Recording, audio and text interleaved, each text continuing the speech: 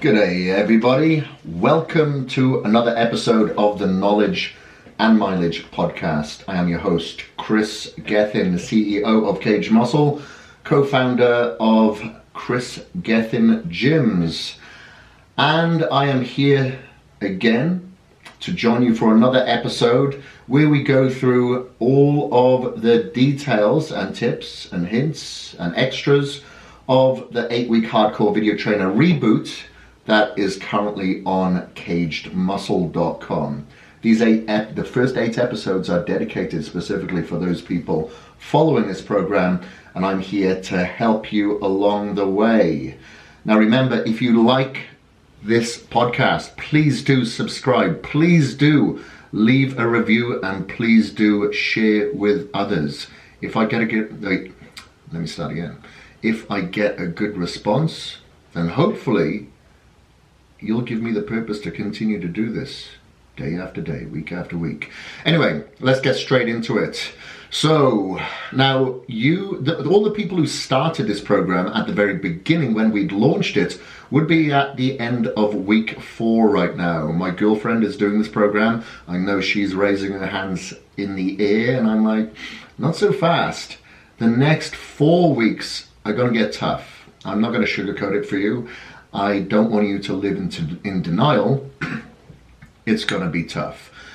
Now, as you know, this is a very low-fat diet that you guys are on. Now, the brain is made up of fat, okay? The majority of it, 60% of it is fat. Around 20-25% of it is made up of cholesterol. So if you're not feeding it the fat that it once did, after a while, and you don't have the body fat stores that's going to feed, it's going to start thinking a little bit irrationally. Okay, so we'll go through those things right now, and then I'll give you some suggestions on how you can kind of counteract and balance these things. So to begin with, you may find at this stage now you are starting to find yourself a little bit tired. You're getting a little bit lethargic. It's harder to get up in the morning. You really want to hit that snooze button. You're just getting off the seat a little bit slower. You may make inconsistent and subconscious noises as you sit up and get back down. That's not age, you're just tired. So, there's going to be several things that's happening along with this tiredness. You may have to apologize to some of your friends. I suggest that you do so in advance, that you are going to be tired, you're going to be lethargic, you may not going to be as social as you once were, and you could possibly have a mood change. That mood change could be a little bit grouchy, as I said, a little bit tired, a little bit short-tempered maybe. So keep all of these considerations in mind and just be aware, acknowledge it. Look at these emotions from the outside in. Don't get caught up in it and throw all your anger outside. Realize that it's you that's probably thinking a little bit irrationally at this time. One of the reasons being is that maybe you're not getting as much sleep as you once did. I'll reiterate, your brain soaks in around 60% fat, okay? If you're not giving it the fat that it wants and it feels that it deserves, it may eradicate your sleep just a little, not completely, but your sleep may be broken.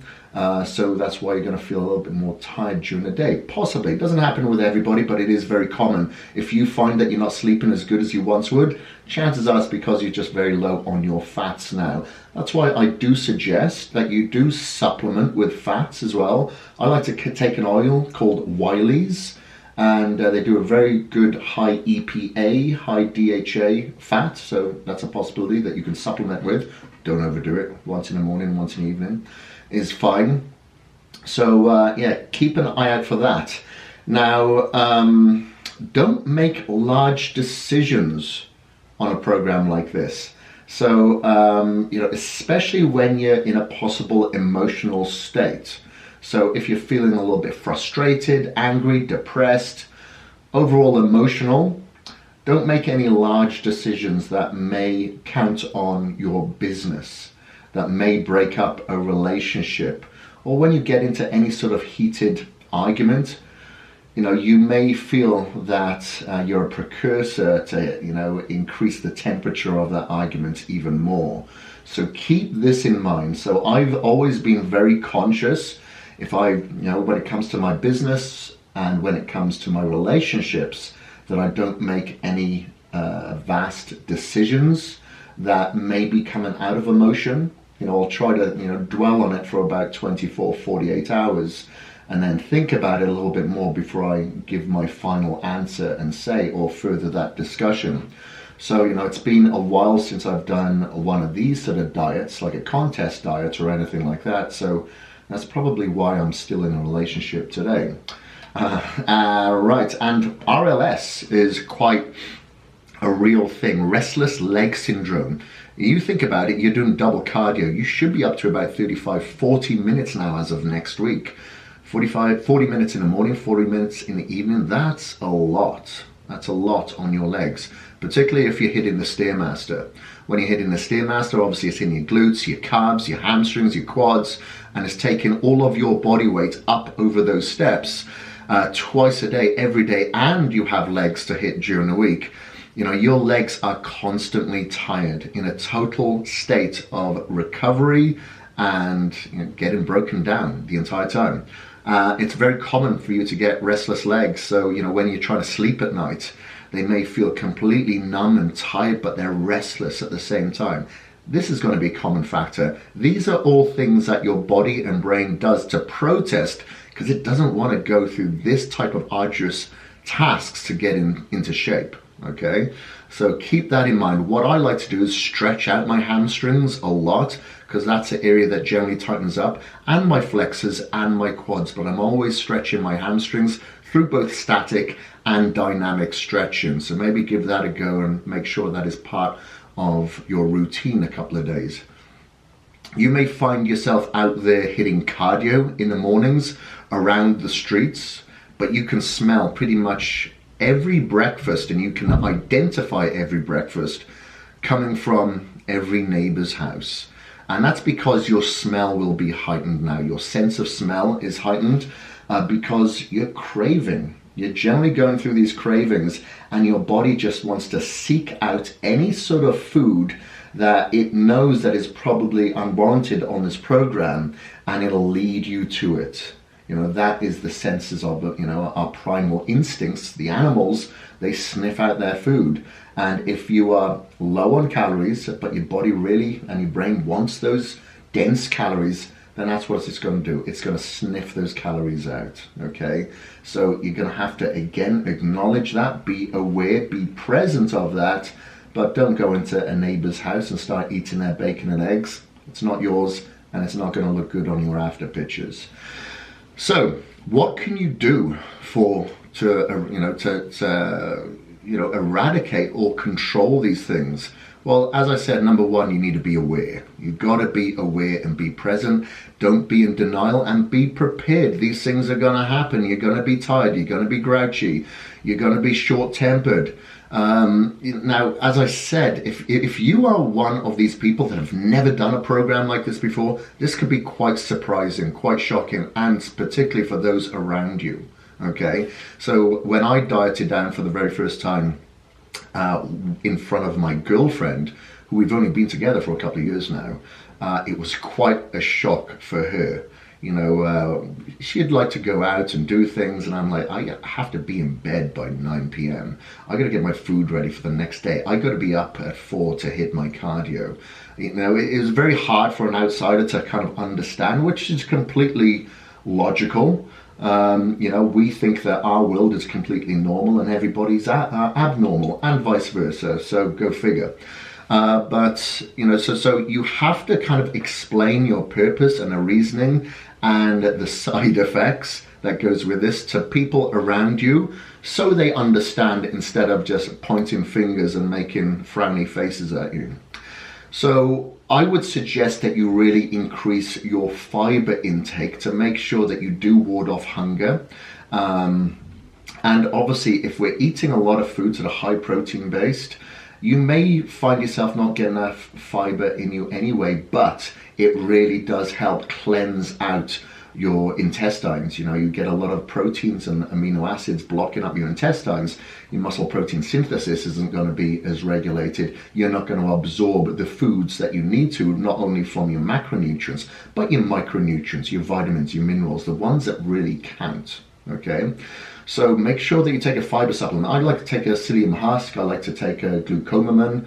I'll take that once, sometimes twice a day. Just keeps me very regular. And what you'll find as a side effect of that is that you'll have more energy. You'll be more vibrant. You'll be lighter. Because, you know, if you get a little bit constipated or you're blocked up, you feel slow, you feel sluggish, less energetic. You still need to get to the gym. You still need to do your cardio. You have to be a little bit more energetic.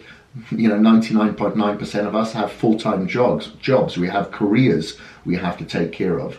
So you need to be on point. You may have 4 or 5 kids. So not only that, drink a lot of water throughout the day. Keep yourself full. Your body is made up about 70% fluid. So it goes without saying, the transportation of your nutrients will be activated much more readily when you're hydrated. So drink plenty of water throughout the day. A lot of people think if they drink water, they're going to hold fluid. It's the absolute opposite. If you don't drink enough water, your body goes into survival mechanism and it holds fluid, particularly subcutaneous. Now remember, we're trying to increase our definition here. We don't want that shrouded or shaded by the subcutaneous fluid. So make sure you drink plenty of water. I suggest that you add hydrocharge to this water. The reason being is that it's going to taste very nice and it's naturally flavored, so you don't have to worry about the synthetic colorings or flavorings. Plus it has your key electrolytes within it. So you've got your 5 key electrolytes from your coconut water powder, keep you hydrated.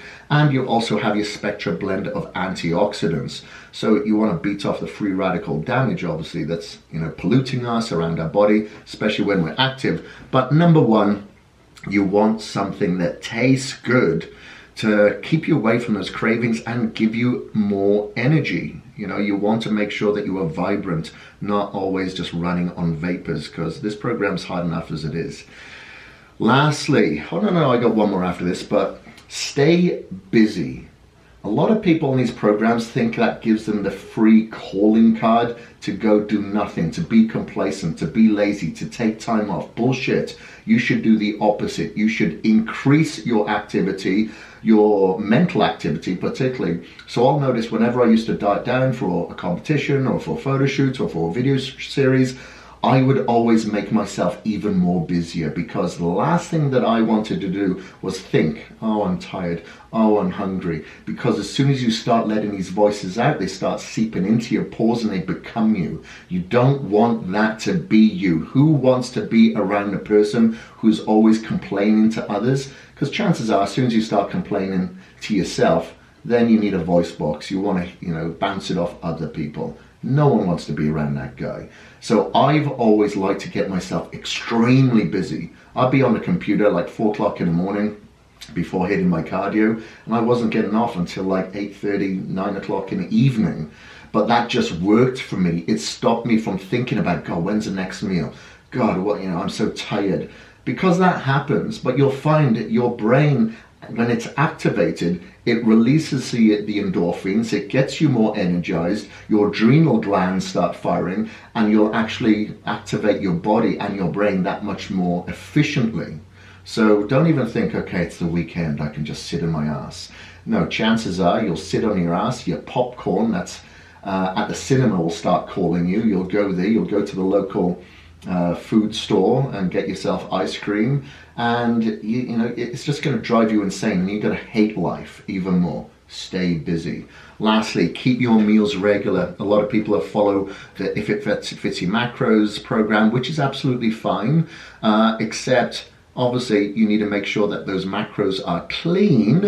And it's the same with the intermittent fasting. Great, good detoxification program. However, on this program you may feel tired. Not everybody, you may feel tired. For that reason, you'd only do something like that once a week, not consistently all the time. However, I would suggest on this program in particular, because the meals are so small, that you'd eat at regular intervals. As soon as you wake up, within every 3 hours throughout the day, and having your casein just before your bedtime, because what you're trying to do is shorten that fast that you have when you're sleeping as much as possible to keep your metabolism regulated. Don't let your metabolism crash. Your chances are you'll be low on energy and you'll crave in order to bring those blood sugar levels back up. So hopefully that has given you a little bit of information that you can be aware of and add as an addition to your 8-week video trainer armory, and help you get through this program and allow others to be aware of what you're going through with a little bit more understanding, wondering why you are freaking out because somebody ate your last tin of tuna. My name is Kris Gethin. This is the Knowledge Without Mileage podcast. Please do subscribe, please do leave a review, and please share. I'm out.